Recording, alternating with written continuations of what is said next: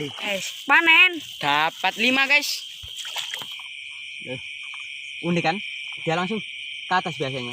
Nah, ini adalah kadal kebun Eutheropis multifasciata, dan kadal spesies ini tuh biasanya berada di antara kebun-kebun, ladang ataupun daerah yang memiliki vegetasi lebat lainnya. Papat ya? 4. Iya, 4. Papat ya? 5 cili. 5. Oh, ini yang kecil ini.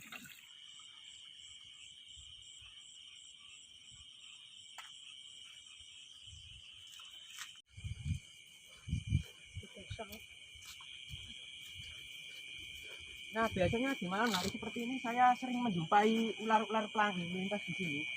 Tapi sekarang entah kenapa belum ada.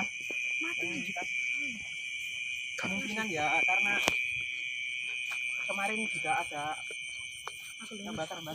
Oke, dan kali ini saya membawa peralatan. Ini memang cara yang agak sadis, tapi saya gunakan itu bagian tumpulnya sini. Jadi nggak bakal membuat si belut itu kesakitan. Paling juga cuma pingsan gitu aja. Dan daerah sini sendiri memang banyak belut sebenarnya, tapi udah dicari sama orang semua.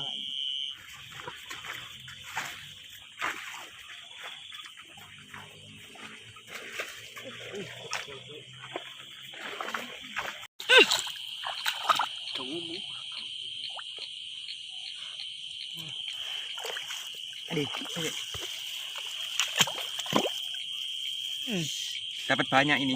Kalau nggak licin ya, namanya nggak belut. Oke guys, panen. Dapat 5 guys.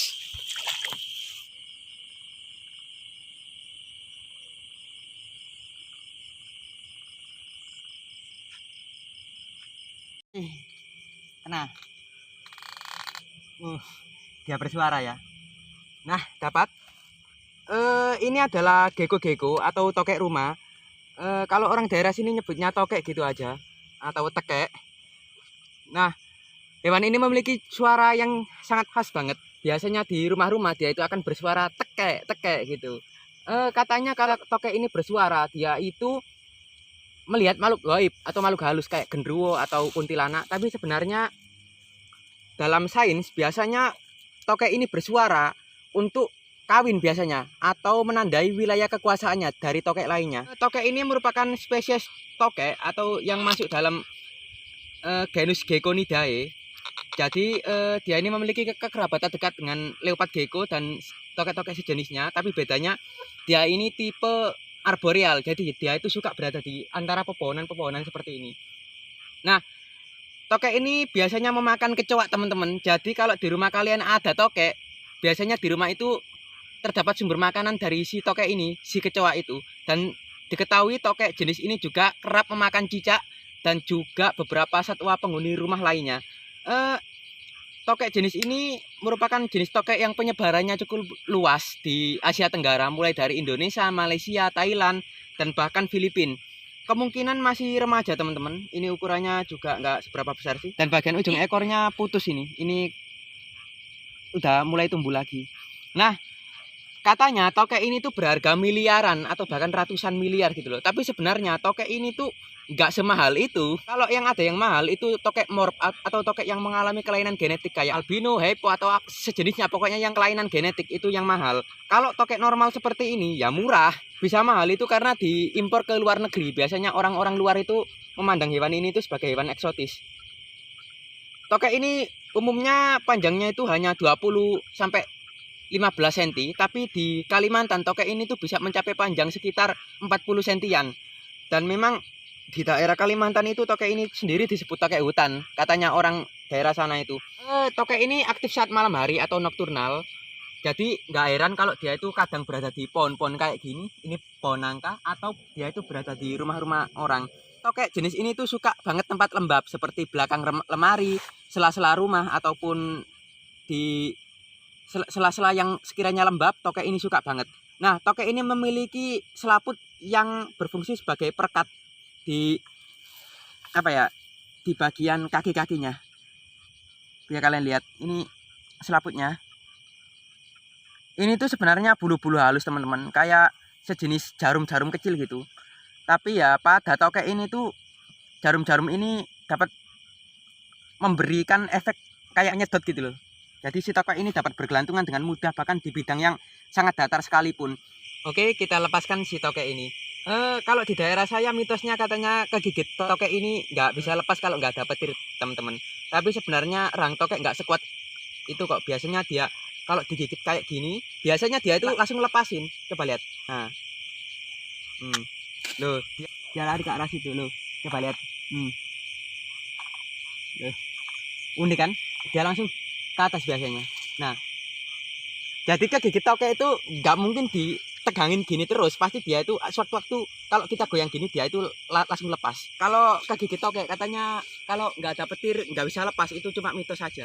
Oke, kita lanjutkan perjalanan.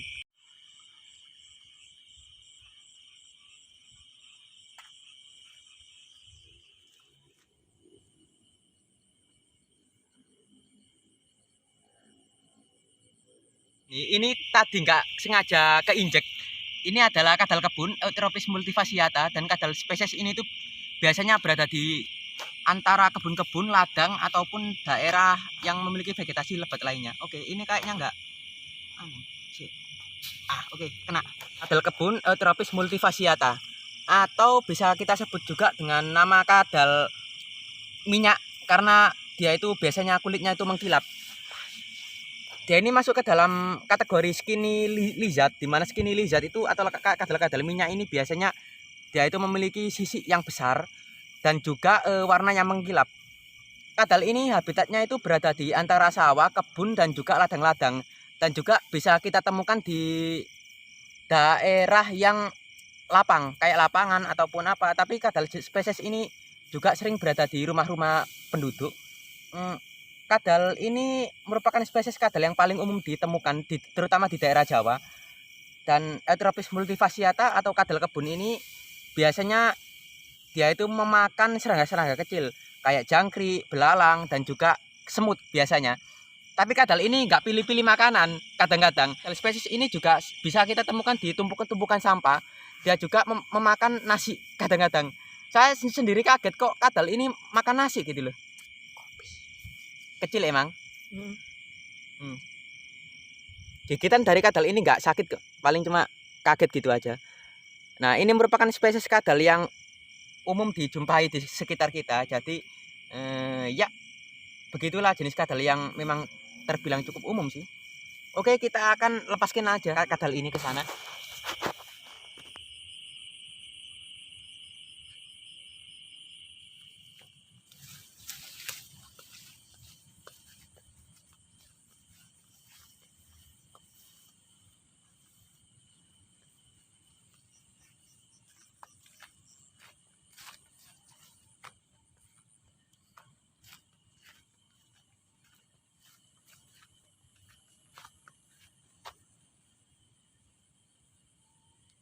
Oke teman-teman, ini dia hasil dari ngeruk belut tadi.